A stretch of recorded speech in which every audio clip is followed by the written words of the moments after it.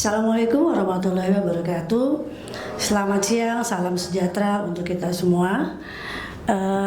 Pada siang hari ini adalah hari yang paling berat sebetulnya. Kenapa berat? Karena ini jam tidur siang. Pastinya Bapak, Ibu, adik-adik dan kakak-kakak semua agak-agak ngantuk gitu ya. Karena ini jam waktunya istirahat. Oke, saya diminta oleh Ibu Sulha. Ibu Sulha sebenarnya teman saya, jadi saya kalau manggil tuh biasanya Amoy karena dia seperti Amoy gitu ya. Ibu Sulha meminta saya menyampaikan lebih ke pengalaman pribadi. Jadi pemimpin korporasi sukses di era sandwich dan strawberry. Tadi sudah disampaikan oleh Ibu Sulha mengenai apa itu generasi strawberry dan apa itu generasi sandwich. Generasi sandwich kalau dilihat dari usia itu biasanya antara 50 sampai dengan 35 tahun. Di mana biasanya rata-rata dia harus menanggung orang tuanya, bukan menanggung sebenarnya, membiayai istri dan anaknya. Sedangkan kalau generasi strawberry itu adalah 35 tahun ke bawah, di mana sedang lucu-lucunya, sedang seneng-senengnya lagi eksis karena sudah mulai masuk dunia kerja. Nah tadi yang dibilang kenapa kalau generasi sandwich biasanya lebih sering terkena mungkin mental financial karena harus menanggung istri, anak dan orang tuanya. Sedangkan kalau sandwich itu kalau generasi strawberry itu lebih karena mental ya, kena mental kalau kata anak sekarang. Oke, slide berikutnya. Di sini saya mau cerita sebenarnya lebih ke pengalaman saya dulu. Sebenarnya kalau dibilang berhasil itu relatif. Kalau dibilang sukses itu juga relatif, tergantung melihatnya dari mana. Kalau buat saya pribadi, sukses atau berhasil buat saya adalah yang penting pas. Pas mau makan, ada uangnya buat beli makan. Kalau pas gajian, ada uangnya buat bayar gaji teman-teman di kantor. Pokoknya pas, mau jalan-jalan, ada uangnya gitu. Jadi yang penting pas ya. Jadi itu relatif sekali. Di sini saya mau cerita apa coba? Sebenarnya gini, saya tuh pernah punya segalanya, lalu kehilangan semuanya. Kalau mau dibilang itu, mungkin itulah yang membuat saya jadi seperti sekarang. Dulu saya orang yang cukup berada banget pada zamannya, pada masanya gitu ya. Benar-benar mungkin kalau dulu tuh waktu zamannya saya masih seperti dede-dede dan kakak-kakak di sini nih, ibu-ibu dan bapak-bapak, itu dulu istilahnya dibilangnya adalah golongan the haves. Tapi terus ketika, kalau sekarang mungkin udah nggak ada lagi istilah the haves ya. Kalau sekarang apa? Old money ya atau apa ya. Nah terus ketika orang tua saya berpisah, tiba-tiba saya menjadi orang yang benar-benar berubah drastis banget, nggak punya apa-apa. Pada saat itu, saya kebetulan berarti kan anaknya tahun 70-80-an ya. Itu biasanya disebutnya adalah, pada saat itu adalah broken home. Jadi anak-anak broken home, kalau kita tidak bisa keluar dari situasi itu, maka kita selesai, hancur. Biasanya pada saat, kalau sekarang narkoba, kalau dulu itu istilahnya ganja, gele, yang kayak gitulah. Itu pada saat itu. Jadi kalau kita nggak kuat melihat situasi orang tua yang tiba-tiba berpisah, kita masih kecil gitu ya. Nah kita biasanya akan terkena di situ. Terus dari nyaman jadi miskin, terus dari cukup harus berjuang, dan itu tidak mudah. Tidak semua anak-anak bisa keluar dari situasi seperti itu, dan tidak pernah orang tua juga itu memahami anaknya, karena kadang-kadang orang tua punya ego sendiri dan akhirnya mereka tidak memahami bagaimana anaknya atau menjaga perasaan anaknya. Maka disitulah kita sebagai anak harus mampu berjuang. Kenapa? Jadi privilege kita sebagai orang kaya itu bisa hilang, tapi nilai dan daya juang itu tidak. Di sini kenapa saya bilang daya juang? Karena di usia seperti itu kita harus tetap kuat. Biasanya anak itu jadi korban rebutannya orang tua. Nah disitulah kita harus tetap menghormati keduanya walaupun kita ada di posisi salah satu. ya. Oke, next, saya nggak akan panjang cerita saya di sini gitu.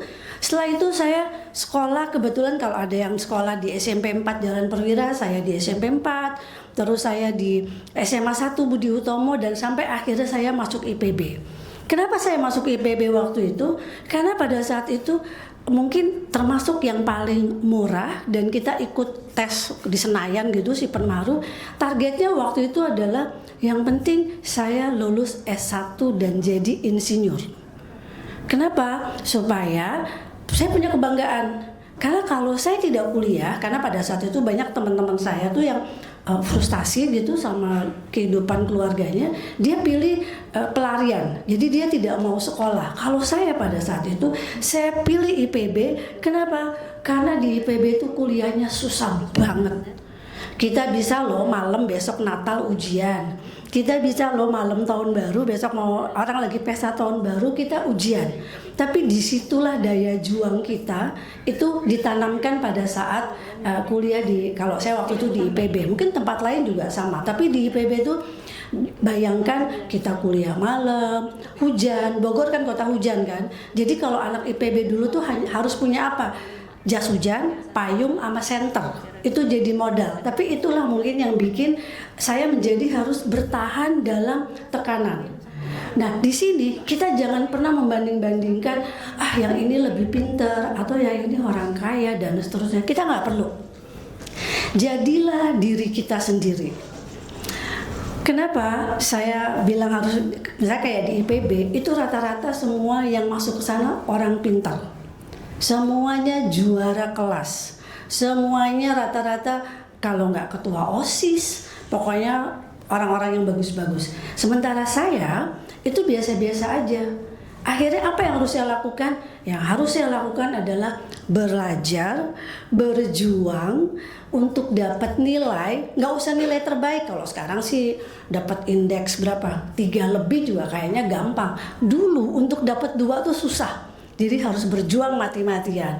Nah, disinilah. Jadi pada saat itu saya mulai sadar kita tuh nggak perlu ngebandingin sama orang yang juara-juara dari, karena yang sekolah di IPB waktu itu kebanyakan juara dari provinsi masing-masing. Kita nggak usah membandingkan sama anak orang kaya atau sama anak orang miskin. Tetap jadilah diri kita sendiri dan kita harus bergaul. Kita harus aktif, yang paling penting tuh itu aktif di organisasi. Coba bayangkan sama bapak dan ibu dan adik-adik semua. Pada saat saya tingkat 2, saya sama teman-teman waktu itu, senat mahasiswa, itu kita bikin rock konser untuk mahasiswa se-Jawa Barat di Bogor. Pada tahun itu, tahun 85, 86, kita harus cari sponsor seperti tadi Ibu Sulha mencari sponsor kemana-mana.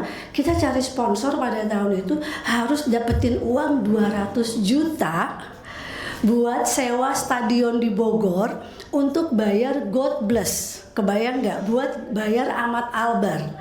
God Bless-nya aja pada tahun itu tuh 75 juta. Itu kan artinya sebuah perjuangan.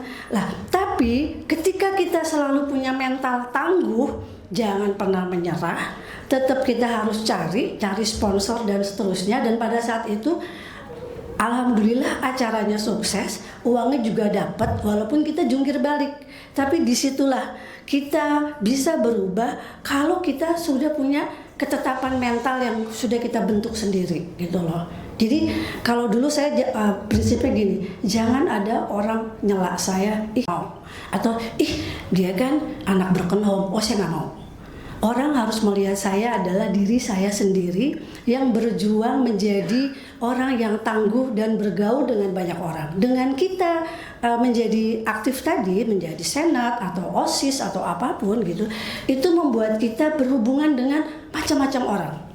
Bisa berhubungan dengan para pengusaha, tapi kita juga berhubungan dengan para artis, kita berhubungan dengan para seperti kakak-kakak di sini, IO, fotografer dan seterusnya. Itu pengalaman yang paling berharga. Berikutnya saya sebelum ke ininya ya. Terus setelah saya lulus, saya bekerja jadi pada tahun itu sekitar tahun 1989, 1990 itu eranya jadi wartawan atau kerja di bank.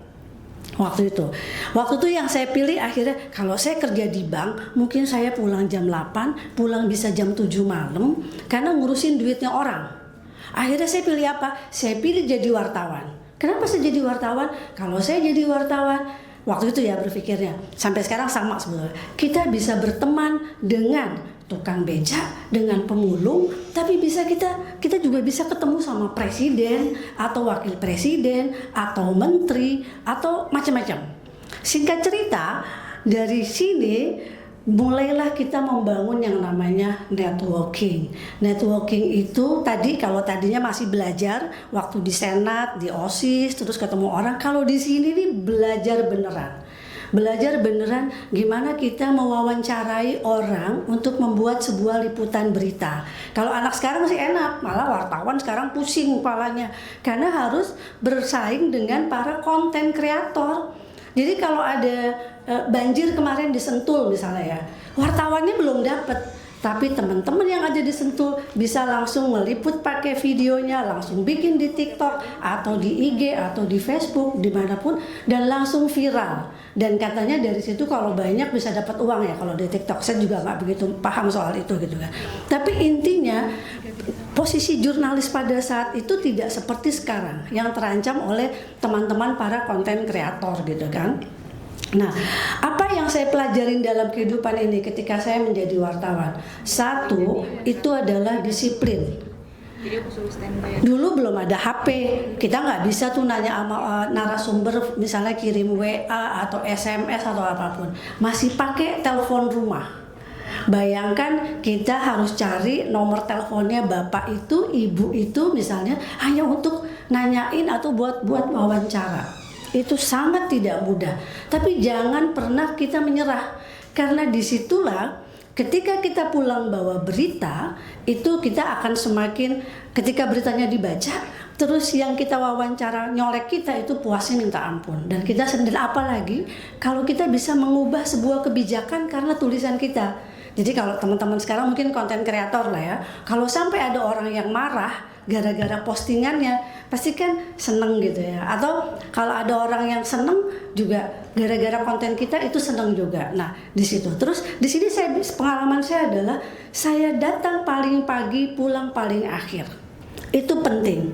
Itu penting kita tanamkan pada diri kita sendiri. Sampai sekarang, walaupun saya sudah punya perusahaan, saya punya tim yang banyak, saya tetap setiap pagi itu habis sholat subuh saya baca. Baca apa? Baca koran, cuman sekarang korannya sudah di HP kan, baca koran, baca berita dan seterusnya. Buat apa yang saya baca? Itu buat para klien saya. Sebenarnya kalau saya mau, halah bobo-bobo aja, kan banyak orang teman di kantor yang bisa, tapi enggak. Saya baca dan itu saya bagikan kepada para klien saya. Jadi klien-klien saya itu sebelum ke kantor itu sudah dapat dari saya dan saya bantu pilihkan. Jadi kalau klien saya bankir, saya kasih informasinya tentang bank. Kalau klien saya misalnya perusahaan energi, saya kasih isunya tentang energi. Kalau klien saya misalnya telco misalnya, saya kasih tentang telco. Jadi di sini setiap pagi dan setiap hari saya ke kantor. Walaupun waktu COVID itu saya tetap ke kantor. Kenapa? Saya hanya mau menanamkan ke diri saya disiplin. Disiplin itu bukan kalau kita sudah menjadi seseorang terus kita nggak ada di disiplin lain, enggak. Disiplin itu selamanya. Sama aja dengan sholat 5 waktu. Kalau saya sholat 5 waktu kan, subuh ya berarti waktunya subuh, zuhur waktunya zuhur dan seterusnya. Jadi disiplin itu penting banget terutama untuk anak-anak yang tadi di generasi strawberry atau di sandwich ya. Setelah itu di sini saya bilang pulang pagi paling akhir. Kalau di dunia wartawan itu ada piket. Piket itu pulangnya jam 1 pagi. Nah, kalau yang sudah menikah, terus misalnya bekerja jadi wartawan, komunikasilah dengan suami. Misalnya, jadi supaya tidak ada salah pengertian. Jadi jam 1 saya dijemput sama suami saya. Besok pagi kerja lagi. Nah itu sebenarnya sebuah perjuangan yang sangat keras banget sebetulnya gitu kan. Nah networking, jadi saya baru menyadari ini tuh setelah saya sudah tidak lagi menjadi wartawan. Ternyata itu aset. modal saya. Jadi ketika saya sudah tidak jadi wartawan, saya bisa menghubungi siapapun cukup by phone. Apakah minta ketemu, apakah mau ngobrol, dan seterusnya. Kalau kita nggak punya networking, kita tidak bergaul, kita di rumah aja, maka kita nggak jadi apa-apa.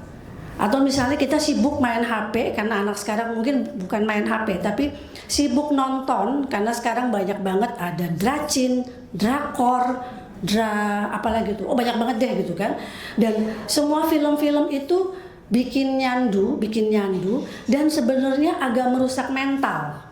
Kalau misalnya teman-teman suka ini, atau bapak dan ibu kalau anaknya suka nonton tuh Bu ya, itu harus diwaspadai Bu. Karena itu nyandu Bu, maksudnya jadi penasaran, pengen nonton lagi. Padahal film-film yang ada di handphone itu, yang di dracin, atau kalau drakor masih agak sopan karena, tapi kalau dracin dan lain itu sangat mengganggu sekali. Jadi itu harus hati-hati banget. Nah dari networking ini itu harus diingat, ketika kita membangun, kalau saya kenalan sama bapak dan ibu itu bukan untuk mencari proyek, tapi kita untuk berteman, untuk ngobrol. One day kalau ada apa-apa, disitulah sebetulnya hasilnya. Atau kalau mau kita bilang sesuatu ada kerjasama, misalnya kayak saya sekarang misalnya dengan Sulha, dulu kita teman main, teman kerja gitu. Sekarang kalau kita sedang apa-apa, kita kolaborasi. Disitulah networkingnya, walaupun sudah di tempat yang berbeda gitu kan. Yang berikutnya di sini adalah yang belajar pelajaran yang paling mahal itu reputasi lebih mahal daripada jabatan. Jabatan bisa hilang.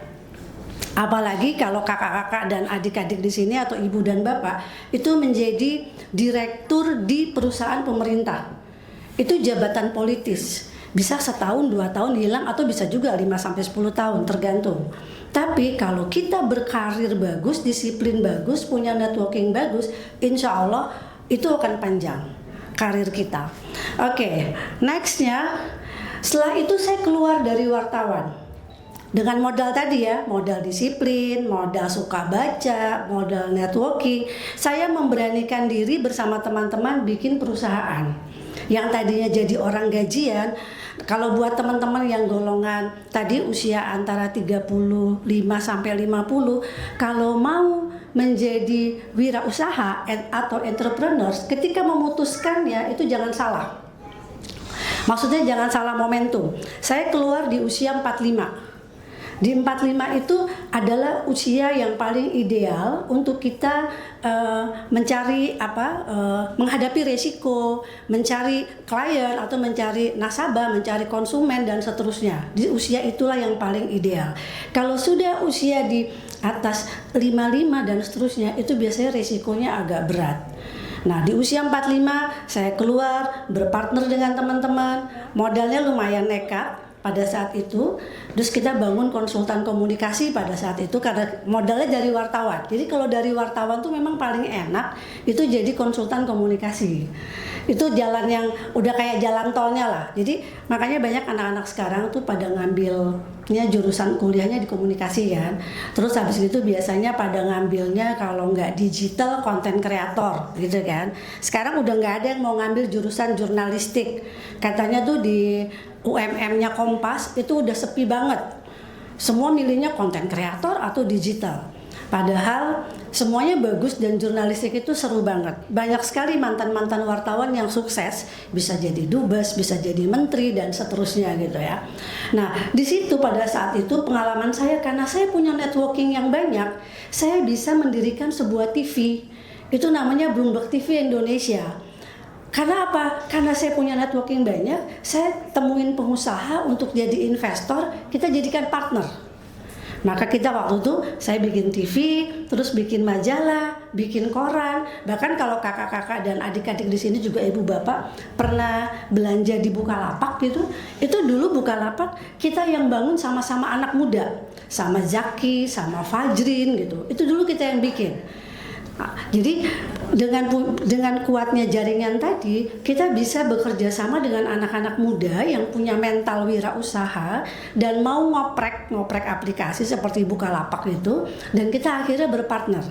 Sampai pada satu ketika semakin banyak itu aplikasi, ada Shopee dan lain-lain, ada Tokopedia, kita tidak kuat bersaing, maka Bukalapak kita lepas, kita jual. Kita jual ke konglomerat, kita jual ke MTech. Itu saya di sini bercerita karena punya networking, dengan mudahnya saya bawa, saya punya ini, saya ada dengan Zaki dan Fajrin dan teman saya satu lagi, partner saya, ini ada barang bagus banget tapi kita udah nggak punya modal buat ngembangin aplikasinya. Karena kalau kita bisnis teknologi, maka belanjanya adalah modalnya, duitnya gede banget.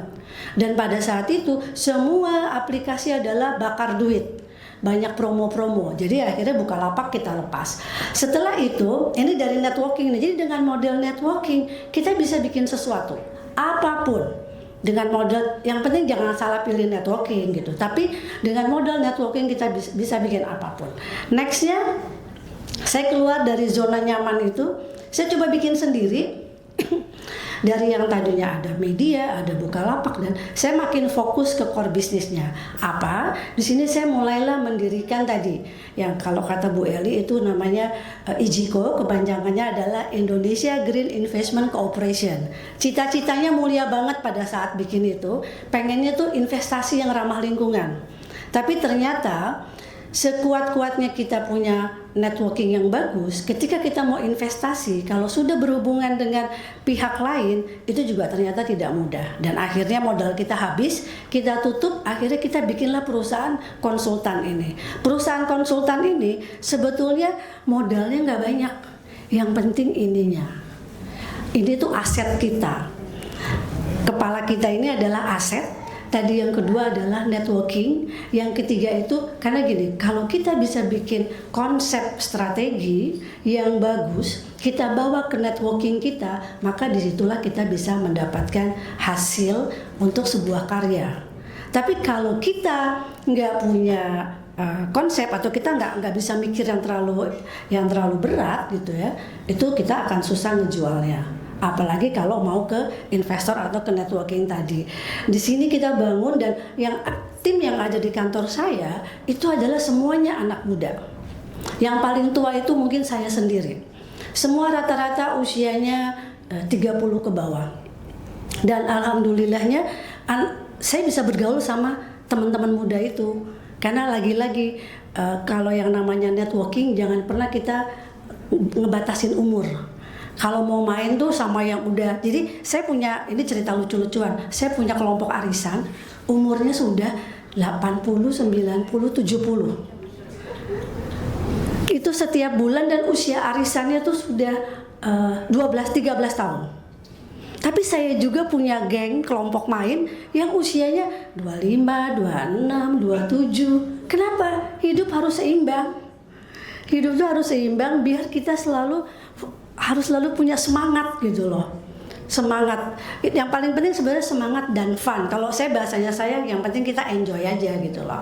Nah, dari sinilah kita sekarang sudah berjalan 1 dekade, dan alhamdulillah selama ini saya bisa mengajak teman-teman yang ada di kantor, setelah misalnya keluar dari tempat saya itu menjadi sesuatu, menjadi orang.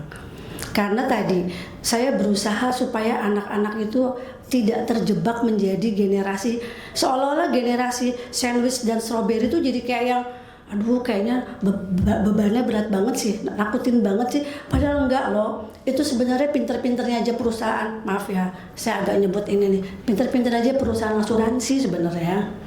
Sebenarnya kalau kita menjadi generasi sandwich, sepanjang kita saya mau cerita pengalaman ketika saya baru selesai kuliah, gaji saya 75.000. Itu di tahun 1989. Tahu dengan 75.000 itu apa yang saya lakukan? Saya rumahnya di Jakarta, di belakangnya Plaza Indonesia. Saya kerjanya di Darmaga, di Bogor, jauh banget kan, harus naik bus berapa kali itu sama angkot.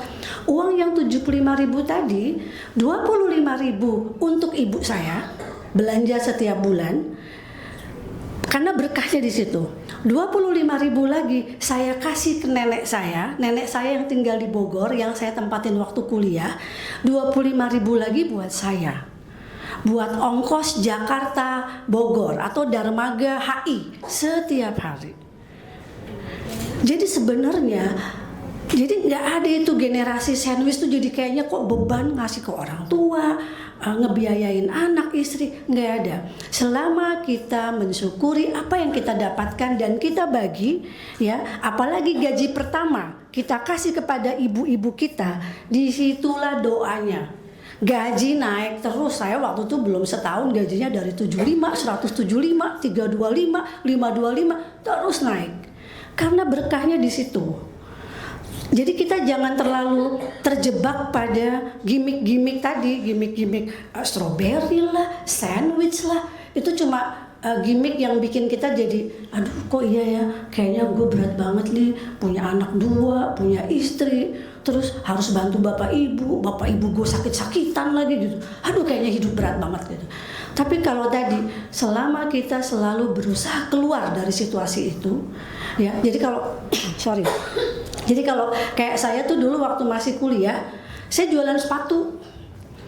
Saya ngambilnya di Pasar Bogor, sepatu, saya jual ke Jakarta. Yang jual siapa? Saya minta tolong ibu saya, Bu, tolong ya, bantu jualin. Jadi saya yang beli. Jadi kita tuh harus selalu berusaha mencari peluang. Jangan pernah malu untuk berusaha. Maaf Bapak dan Ibu, saya lagi ngajarin adik-adik dulu nih ya. Jadi nggak perlu takut gitu loh. Apapun, bahkan dulu misalnya kayak saya waktu zamannya kuliah juga, karena waktu itu uang nggak cukup gitu. Saya jualan kue. Kuenya apa? Ngambil dari tukang kue, saya jualnya ke mahasiswa IPB. Jadi saya bikin kayak formulir. Kalau sekarang istilahnya apa? Yang pesan itu ya. Jadi orang disuruh pesen dulu mau kuenya apa aja. Terus pada zaman itu ya, kalau sekarang kan udah maju banget lah. Pada tahun 80-an itu, terus disitulah nanti saya ambil margin. Saya anterin kuenya. Atau jadi jangan pernah gini, aduh hidup gue susah, bapak ibu gue cuma ngasih duit sedikit. Enggak. Waktu itu lagi apa, tante saya tukang jahit, saya tawarin, tante boleh nggak bayar saya pasang kancing, satu kancingnya misalnya berapa gitu loh. Jadi sebetulnya pekerjaan tuh bisa apa saja, tapi disitulah sebenarnya kegigihan, ketangguhan itu dimulai. Atau ya kalau teman-teman jago bahasa Inggris, kalau sekarang kan sudah ada AI ya, ada apa gitu. Tapi nggak semua orang bisa menggunakan AI. Bisa juga menjadi translator, penterjemah. Biasanya itu dihitungnya per halaman. Jadi jangan pernah takut. Selalu ada peluang untuk mencari uang. Nah, dari sini saya selalu percaya bahwa anak-anak muda yang kita kasih kesempatan itu pasti akan jadi sesuatu. Itu pengalaman di tempat saya, misalnya sekarang tim saya kalau udah mature keluar, itu dia apakah udah S2, S3 atau sudah punya perusahaan. Karena saya selalu ingin memotivasi orang untuk menjadi sesuatu. Itu yang harus kita lakukan. Nextnya, ini saya bukan mau pamer, maaf, tapi inilah klien yang sekarang saya pegang. Sebagian sudah selesai. Saya mau bercerita di sini sebenarnya soal networking. Selama networking kita luas, selama kita punya disiplin, selama kita punya integritas, maka kita bisa seperti ini. Punya banyak teman. Ini semua teman. Saya anggap kalau pada saat dia jadi klien dan sudah tidak jadi klien, itu semua saya anggap teman. Kalau kita diikat oleh kontrak itu cuma sementara, tapi pertemanan itu selamanya. Itu networking. Oke, next, nggak usah lama-lama di sini. Apa sih pesannya sebenarnya buat adik-adik semua gitu, atau buat bapak ibu yang memang punya anak di usia-usia yang tadi termasuk kategorinya misalnya di strawberry atau mungkin di sandwich. Satu, bahwa kalau tadi saya udah cerita ya, jadi suksesnya itu bukan karena latar belakang, bukan karena kenalan orang tua, atau bukan privilege. Tapi semuanya adalah perjuangan kita sendiri. Karena banyak kan kayak anak-anak sekarang misalnya, aduh gue mau jalan-jalan minta duit mama-mamanya sama papanya, terus kelihatan gaya dan seterusnya. Tapi itu kan uang mama papanya. Coba kalau tadi misalnya mau dari jualan kue kayak bikin kancing kayak, atau misalnya apapun yang bisa dikerjakan, itu kepuasannya beda. Dan ketika uang itu kita berikan kepada orang tua kita, itu luar biasa. Ada satu juga yang mungkin perlu saya ceritakan tapi mungkin tidak mudah, tapi ini sesuatu yang menurut saya istimewa. Pada tahun 93 gaji saya itu saya selalu tabung. Oh ya, jangan lupa menabung. Itu saya tabungin. 93 tahun 93 saya bisa menghajikan orang tua saya plus loh, haji plus pada saat itu 3 utama. Di sana mungkin ya orang tua saya berdoa kali kayaknya tuh terus-terusan. Jadi mungkin hidup saya insya Allah tuh setelah itu dipermudah gitu loh. Kalau mungkin sekarang haji udah makin mahal, tapi nggak, sebenarnya gini, yang penting niat. Maksudnya niatnya gini, saya mau menghajikan bapak ibu saya. Modalnya saya cuma bukain tabungan 500.000 doang. Setelah itu nggak tahu rezekinya dari mana, toto itu lunas. Jadi jangan pernah merasa jadi generasi sandwich ngurus orang tua itu beban. Enggak, itu salah besar. Ini Ibu Sulha aja mau kesini tadi habis ngantar ibunya cuci darah. Jadi yang namanya ngurus orang tua, disitulah berkahnya kita. Dulu juga kita diurus sama mereka. Jadi jangan pernah tuh misalnya kita punya pikiran, aduh puyeng nih gue, ada orang tua, ada mertua, ada kayaknya banyak banget gitu kan, ada istri, ada anak gitu kan. Enggak. Selama kita mau berjuang, kita disiplin, dan kita mau berbagi sama orang terdekat kita dulu, minimal keluarga kita, baru setelah itu kita berbagi sama sesama, ya. Nah, ini yang tadi saya bilang. Jadi saya bertahan sampai sekarang, bisa seperti sekarang. Itu tadi modalnya networking harus dijaga. Jadi saya kalau berhubungan sama orang, dari bapaknya sampai cucunya. Jadi bapaknya udah meninggal, saya berhubungan sama anaknya, setelah sama anaknya terus saya sama cucunya, dan seterusnya. Saya bersyukur panjang umur. Nah, yang tadi yang narasumber saya waktu saya menjadi wartawan tuh bapak-bapaknya udah pada nggak ada. Tapi karena kita berhubungan baik, kita kenal satu keluarga. Jadi jangan pernah kita ketika bersilaturahmi atau mempunyai hubungan dengan seseorang atau sebagai narasumber, partner atau apapun dalam membangun networking, jangan cuman sekedar kita perlu. Karena banyak anak sekarang tuh ngontaknya kalau perlu doang. Gue itu dong, pinjem duit dong, gue perlu banget nih buat ibu gue. Terus kalau dia lagi nggak perlu, dia nggak pernah nelpon, nggak pernah say hello. Itu banyak banget anak-anak sekarang yang kayak gitu. Yang kayak gitu nggak bakal punya temen, nggak bakal langgeng kalau dia mau bikin bisnis apapun, karena dia cuman kalau butuh aja gitu loh. Tapi kalau kita selalu siap bantu teman, bantu itu jangan selalu dipersepsikannya sama dengan materi ya. Kadang membantu itu kita cuma jadi teman curhatnya, atau kita cuma ngedengerin. Nah itu juga modal. Oke? Attitude ini yang harus dijaga. Jadi kalau kayak kami nih di kantor, kalau mau nerima orang, kalau attitude-nya nggak bagus, saya nggak mau terima. Walaupun IP-nya 4, saya nggak akan terima. Saya lebih suka yang attitude-nya baik. Kalau attitude-nya baik, maka dia akan baik dengan semuanya. Oke? Daya juang tadi saya udah ceritakan, integritas itu modal utama. Kalau kita kerja sama orang, kalau kita punya integritas, walaupun kita sudah ada di luar sana, kita akan dicari. Jadi kalau saya selalu gini, orang suka tiba-tiba ngubungin saya, Bu, katanya, saya kalau lagi susah ingat ibu, maksudnya tadi klien-klien saya. Kenapa? Soalnya kalau saya lagi butuh advice, hanya ibu yang bisa kasih advice katanya gitu, walaupun nggak dibayar. Jadi maksudnya nggak dibayar gini, kadang bayaran itu bisa belakangan. Dapatnya mungkin bisa bukan dari yang bapak itu, tapi mungkin dari bapak yang lain gitu loh. Jadi seperti itulah maksudnya ya. Oke, jadi ini yang sudah saya bilang, bertahannya di sana. Jadi sekarang tugas saya bukan hanya sukses buat saya sendiri, tapi saya ingin ngebuka anak-anak muda jadi wirausaha. Jadi kalau saya di rumah, anak saya ulang tahun dari kecil nih, kalau dia mau makan-makan, saya bilang, kalau kamu saya kasih uang 500.000, tolong sisain uangnya buat investasi. Investasinya apa? Terserah, mau nabung kek, mau buat jualan kek, mau belajar apa. Kalau sekarang kan ada saham, anak-anak sekarang suka belajar saham. Sampai kemarin yang terakhir, anak-anak saya udah saya kasih modal. Udah naik modalnya, saya suruh usaha. Dan terus saya suruh tanya, usahanya terserah, yang penting halal. Setelah saya cek, mereka sekarang sudah punya simpanan masing-masing dan belajar menjadi wirausaha. Itu penting sekali. Karena wirausaha, gini, daripada kita menjadi orang gajian, kalau kita bisa menjadi wirausaha, itu jauh lebih cepat berkembang. Tapi memang tadi ingat harus punya networking. Oke, next, udah mau selesai. Ini attitude adalah game changer. Ini adalah modal. ya. Attitude adalah pembeda kita. Kalau kita punya attitude baik, itu akan menjadi pembeda dengan yang lainnya.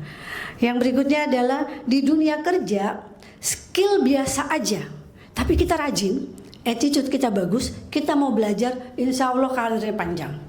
Tapi kita pinter, tapi egois, nggak bisa kerja sama temennya, atau nggak bisa kerja sama dengan atasannya atau tim, maka game over, bukan game changer. Jadi attitude yang dicari itu apa sih? Satu, mau belajar, kayak saya yang nggak pinter, kerjanya belajar mulu, baca terus tidak defensif, ya, selalu terbuka, disiplin, sampai kapanpun disiplin. Paling tidak ukuran disiplin kalau buat saya yang Islam, sholat 5 waktunya harus disiplin. Bisa kerja tim dan tidak banyak drama. Anak sekarang kebanyakan drama, maka jadi saya bilang jangan kebanyakan nonton dracin, drakor, dra. Karena nanti hidup kita juga akan penuh drama. Oke? Yang harus diingat adalah dengan skill biasa, attitude bagus, lebih dipilih daripada orang pinter tapi sulit diajak kerjasama. Next, mestinya sudah habis. Nah, ini cuma sosial media. Dari tadi saya nyebut sosial media, ya. Sosial media kalau kita tidak bisa menggunakan dengan baik, maka bisa jadi racun. Tapi kalau kita menggunakan dengan baik, itu bisa jadi modal. Oke, next. Ini nilai dan integritas. Kalau networking tanpa nilai sama dengan cepat naik, cepat jatuh. Ini sebetulnya kayak kesimpulan, ya. Terus nilai yang harus dijaga apa? Integritas, konsistensi, kejujuran, dan respect. Mestinya ini sudah selesai. Yang jelas reputasi tidak dibangun dalam satu hari. Reputasi dibangun bertahun-tahun dan kita harus jaga. Oke, mestinya sudah selesai. Sip, ini nanti bisa dibaca. Mungkin nanti dari teman-teman Netrajus bisa membagikan naskah ini atau presentasi ini. Terima kasih. Wassalamualaikum warahmatullahi wabarakatuh. Ya. Tunggu bentar. Oh, ada di sini ketahui. Terima kasih ya Bu Neneng atas pemaparannya. Bu Neneng, kita masih di depan. Karena nanti akan ada tanya jawab ya. Nah. Oke. Audiens sekalian, nah kita lebih baik tanya jawab ya. Setelah tadi ada pemaparan dari Bu Neneng, silahkan kalau ada yang bertanya, jangan malu-malu. Nanti ada hadiahnya juga ya bagi penanya ya teman-teman ya. Nah oke, kita berikan kesempatan ya kepada siapa dulu nih ya? Mana teman-teman yang duluan bertanya? Coba dikasih ini ya, Bu MC, Mbak MC, tolong di ini. Bu Nina, selamat datang. Ya, silakan, persilahkan. Oke, siapa teman-teman yang pertama Bapak ya? Silakan Pak. Terima kasih Bu atas waktunya. Assalamualaikum warahmatullahi wabarakatuh. Nama saya Ali dari Jakarta Timur. Menarik Bu tadi topiknya tentang membangun integritas, attitude dan sebagainya. Karena yang kita lihat dalam networking itu attitude dan integritas itu merupakan hal yang paling utama. Yang jadi pertanyaan saya adalah bagaimana agar networking itu bisa berkualitas dan bukan sekedar habis networking 2 hari 3 hari hilang. Dan yang kedua, bagaimana untuk membangun personal branding agar di networking selanjutnya benar-benar berkualitas bahkan bisa sampai deal bisnis. Terima kasih Bu. Assalamualaikum warahmatullahi wabarakatuh. Ya, silakan Bu Neneng ya dikasih tipsnya. Langsung dijawab ya. Baik. Yang pertama tadi, gimana supaya networking kita tahan lama? Kalau sekarang sebenarnya bapak dan ibu, kakak-kakak dan adik-adik itu lebih enak karena ada HP. Jadi setelah kita ketemu, misalnya kita foto, kita bisa kirim dan kita bisa berkomunikasi terus lewat WA atau lewat yang lainnya. Ya, jadi caranya adalah kita selalu tadi yang pertama kita mendengarkan. Karena dulu saya wartawan, jadi kerjanya kan teman kita itu misalnya itu minta pendapat. Nah, sepanjang kita tahu, kita memberikanlah pendapat kita atau advice kita kepada teman kita tadi. Setelah itu, misalnya udah dilakukan, kita tanya lagi sama dia, gimana? Ada yang salah nggak? Ada yang, atau memang, ternyata gue berhasil loh, ya Allah bersyukur ya, seneng banget. Nah, setelah itu jangan kita hilang, tetap kita keep contact. sama teman-teman kita tadi gitu ya. Tentunya gini, ada juga kita berteman tapi kadang-kadang cuma ngabisin waktu. Nah, kalau punya teman yang ngabisin waktu, ya sekedar berteman aja. Tidak perlu kita menjadi networking yang close gitu loh. Yang penting berteman. Karena one day mungkin kita butuh dia, tapi kan ada teman yang memang kadang-kadang toksik ya gitu ya. Cuma ngabisin waktunya kita tapi sebenarnya nggak ada manfaatnya. Jadi kita harus rajin menjaga keep contact sama mereka. Terus kalau mereka ulang tahun misalnya, kita kasih ucapan. Kalau keluarganya ada yang meninggal, kita kasih semangat, kita kasih doa. Kalau dia punya anak, hal-hal kecil, tapi itu kalau kita lagi sedih, itu keinget banget, dia tuh perhatian banget loh, lagi ibu gue meninggal, dia tuh datang, dia tuh ngucapin hal-hal yang kayaknya sepele. Cuman sekarang gara-gara WAG gitu ya, orang kalau udah innalillahi turut berduka nggak datang, ngerasa sudah cukup, merasa sudah terwakili dengan pesannya. Padahal kalau kita ada yang ulang tahun kayak meninggal kayak sunatan kayak kawinan kayak apa aja, kalau kita hadir itu akan berbeda. Orang tuh akan mengingatnya. Nah itu sebenarnya hal-hal kecil aja. Yang penting kita disiplin dan selalu jangan bosen, continue merawatnya. Gitu. Terus tadi yang kedua personal branding ya. Nah sekarang ini sebenarnya Bapak dan Ibu tuh enak banget kalau untuk bikin personal branding. Apa? Mediumnya banyak. Di sosial media Bapak Ibu bisa bikin personal brandingnya sendiri. Bapak pengennya dikenali misalnya sebagai apa? Bapak apa sehari-harinya? Wira swastanya di bidang apa? Pendidikan. Nah, misalnya Bapak di bidang pendidikan, Bapak bikinlah konten ya. Bapak bikinlah konten yang memang menginspiring orang, mengedukasi orang. Misalnya pendidikannya apa? Misalnya psikologi lah ya, misalnya ya. Terus sekarang kan lagi banyak orang stres nih gitu kan. Kalau anak sekarang bilang kena mental. Nah, mungkin Bapak kalau pagi yang penting rutin, Pak. Misalnya setiap pagi atau setiap sore. Nah, Bapak bikinlah konten yang mencerahkan. Terus nanti di situ Bapak bisa menyampaikan, Bapak bisa kasih fotonya Bapak atau kasih gambar-gambar gitu. Nah itu yang paling mudah sebenarnya kalau kita main di sosial media. Tapi kalau misalnya Bapak punya produk tadi lagi misalnya selain pendidikan Bapak ada produk yang lainnya lagi, itu lebih mudah lagi kalau disosialisasikannya juga lewat sosial media. Tinggal Bapak pilih targetnya Bapak mau siapa, usia berapa.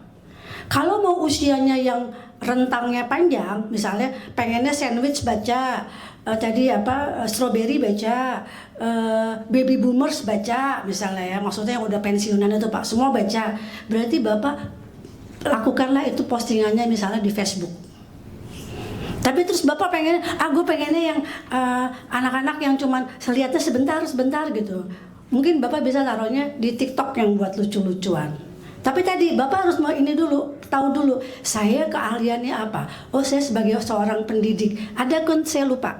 Ada influencer yang guru di mana ya, yang dia gemuk gitu, orangnya lucu, suka bikin konten pendidikan. Saya aja masih suka ngikutin. Saya tuh orangnya senang baca, jadi siapapun saya baca. Dan itu dia berhasil. Hanya memberikan edukasi. Jadi seperti itu. Jadi Bapak tinggal tentukan dulu, saya pengen dikenal sebagai apa, terus nanti bikin kontennya.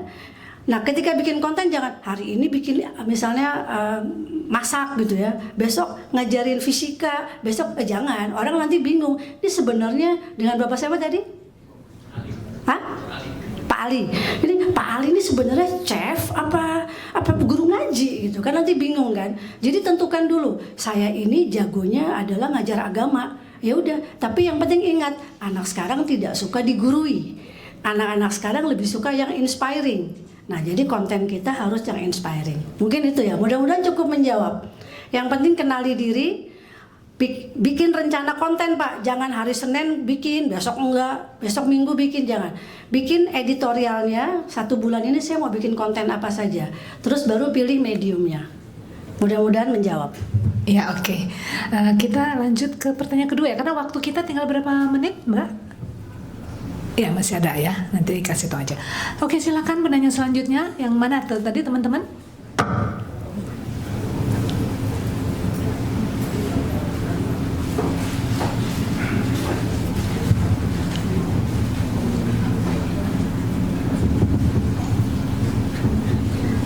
Assalamualaikum warahmatullahi wabarakatuh. Waalaikumsalam.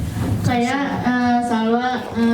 Saya kebetulan mendirikan sebuah platform edukasi hukum bersama 2 orang rekan kampus saya.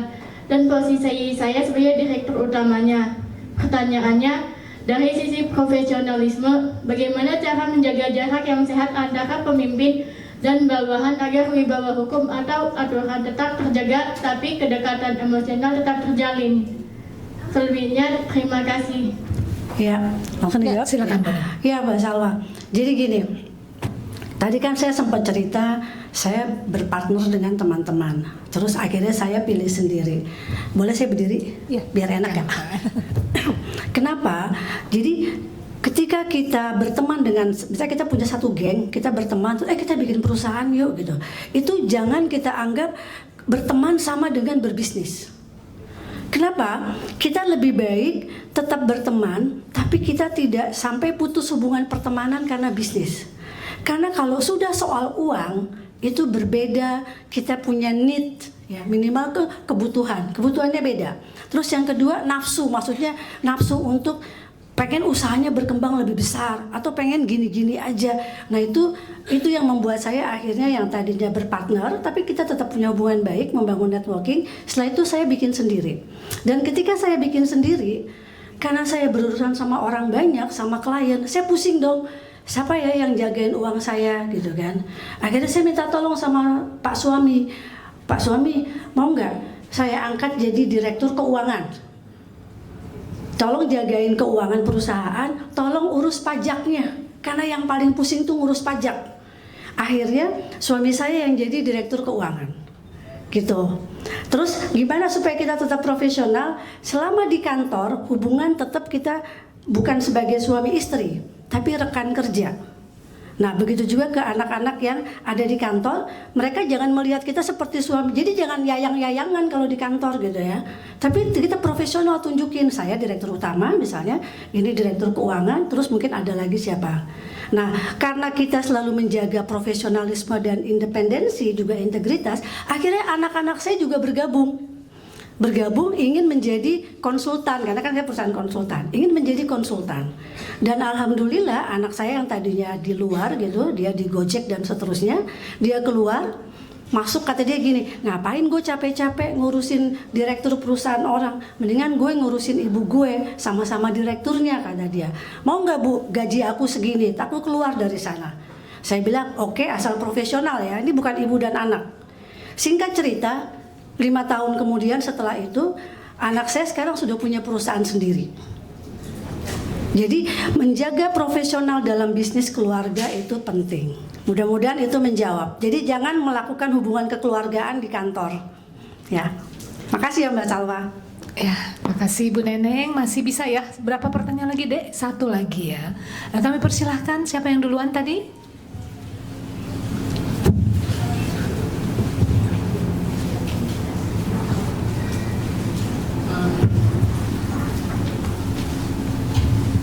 Assalamualaikum warahmatullahi wabarakatuh. Selamat sore, nama saya Hani. Saya mau bertanya sama Ibu. Tadi Ibu bilang kita harus profesional kalau bisnis dengan keluarga.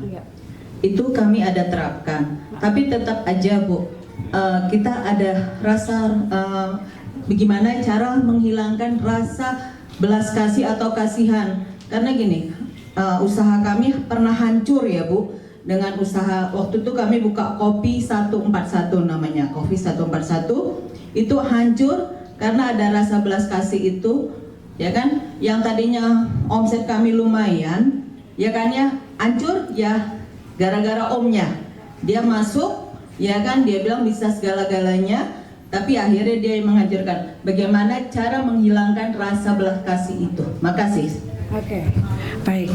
Saya berdiri ya, Ibu Hani, Bu Eli. Jadi gini, kalau kita sudah menjadi wirausaha, bedakan belas kasih dengan membantu dalam konteks apakah berzakat atau bersedekah. Jadi kalau saya sama suami saya, sama di kantor, kita sudah punya gini. Kalau urusan rekrutmen, itu keputusannya ada di saya. Urusan duit ada di suami. Kenapa? Karena suami saya nggak tegaan Bu, semua orang mau dibantu. Jadi kita langsung bikin garis. Pokoknya keputusan kalau mau ngerekrut orang, keputusannya di saya. Kenapa? Karena saya yang paling tahu kebutuhannya. Jadi saya bisa tuh Bu, kan banyak ya kadang keponakan, tadi Ibu Om ya, keponakan atau siapa maunya dibantu, maunya kerja sama kita. Terus saya bilang, kita ini bukan panti sosial. Kalau saya orangnya tegas aja Bu, kita bikin usaha ini susah kok. Jadi kita bukan panti sosial. Kalau kita mau bantu aja. Kamu mau bikin apa? Saya cuma punya uang 10 perak. Bisa nggak kamu berusaha dengan uang 10? Jadi kita bantu modal. Tapi kita harus berasumsi juga begini. Oh ya, dengan ngasih 10 ya sudahlah ya, anggap aja itu uang hilang pancingan. Jadi jangan nanti malah jadi berantem hanya atau putus gara-gara uang 10 perak tadi. Jadi kita harus punya dana yang memang kita sisihkan. Nah, jadi itu yang kalau saya lakukan sama suami saya. Jadi kalau hari Jumat, itu suami saya tuh kerjanya Jumat berkah Bu. Waduh, Jumat berkah, orang satu gedung semua sama dia dikasih gitu kan. Saya tutup mata.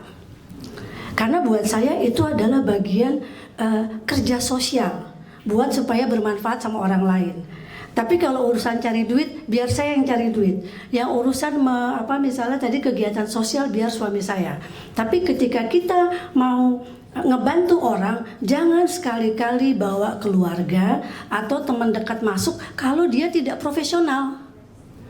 Kalau perlu itu Bu, psikotes. Kalau kita sekarang udah pakai psikolog Bu.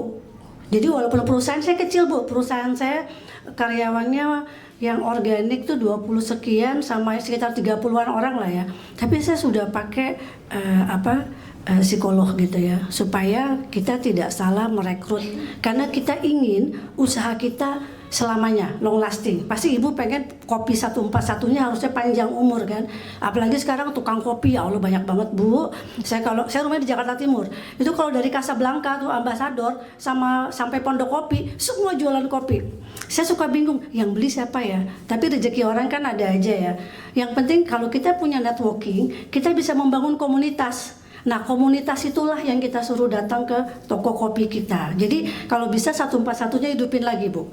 Urusan Om ya sudahlah, itu mungkin bagian hidup yang harus kita jalanin. Tapi Ibu harus semangat untuk bangkit lagi untuk menjadi wirausaha kopi. Kopi nggak ada matinya Bu. Anak sekarang itu kalau di Aceh Bu, orang itu minum kopi sehari 7 cangkir. Jadi dia seneng ngobrol kan. Jadi dia harus minum kopi, dia bisa pindah warung kopi itu bisa 3-4 kali dan 7 kali. Dan Indonesia kaya akan kopi. Saya minum sehari kopi 3 kali Bu. Kalau lagi urusannya stres sama klien 7 cangkir juga Bu. Jadi buka lagi Bu 141-nya dengan ala kadarnya dulu. Nggak usah kita pengen cepet-cepet gede. Semua dimulai dari usaha yang kecil. Mudah-mudahan menjawab Bu Hani. Ya, terima kasih ya audiens sekalian, karena pertanyaan dan terbatas. Nanti kita lanjutkan sesi 2, bisa bertanya ya. Nanti yang muda-muda juga boleh bertanya. Nah, terima kasih Bu Neneng. Jadi kesimpulannya Bu Neneng, jadi teman-teman sekalian ya, dari apa yang sudah kita dengarkan, ada satu benang merah yang sangat kuat, terutama bagi generasi sandwich ya. Tanggung jawab yang kalian pikul hari ini bukan beban ya Bu Neneng ya, melainkan kepercayaan. Nah, tekanan yang kalian rasakan bukan untuk menjatuhkan, tetapi untuk membentuk kapasitas dan karakter. Di tengah tuntutan hidup, ada 3 hal yang perlu kita pegang ya Bu Neneng tadi sudah jelaskan ya, yaitu upgrade skill, bangun network, jaga attitude, dan nilai-nilai hidup kita. Karena pada akhirnya skill membuat kita dilirik, networking membuka peluang, attitude membuat kita dipertahankan. Semoga kita semua tidak hanya mengejar sukses untuk diri sendiri ya Bu Neneng ya, teman-teman audiens sekalian ya, tetapi membuka jalan bagi orang lain untuk naik bersama-sama. Yes. Oke, terima kasih Bu Neneng. Beri tepuk tangan ya untuk Bu Neneng.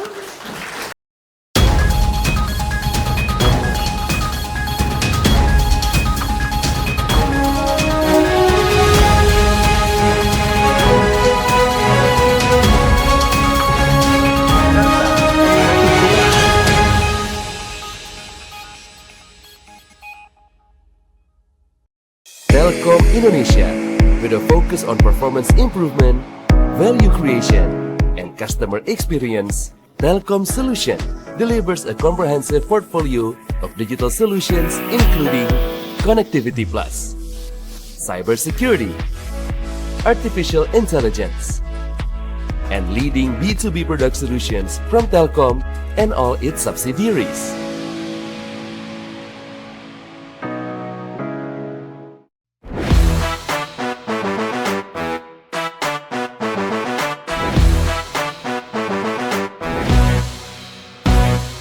BTN Mobile kini bertransformasi.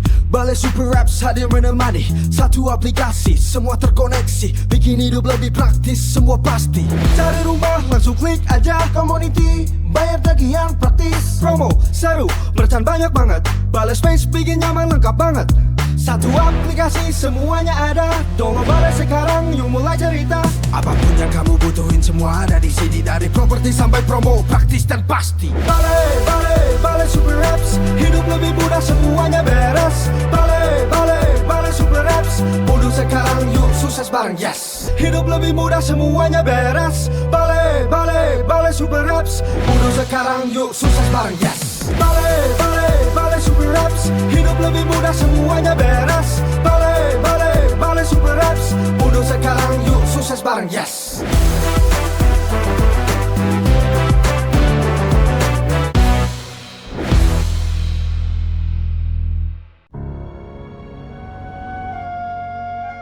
Astra itu men-challenge saya untuk bangun SDM tidak hanya di satu titik. Masyarakat yang dulunya menebang, sekarang menjadi pemandu wisata di kawasan Nyara ini. Komunitas-komunitas anak-anak muda turun dan terjun langsung di lapangan. Astra merajut semangat dari ujung barat sampai ujung timur Nusantara. Bergandengan tangan demi kemajuan desa yang berkelanjutan.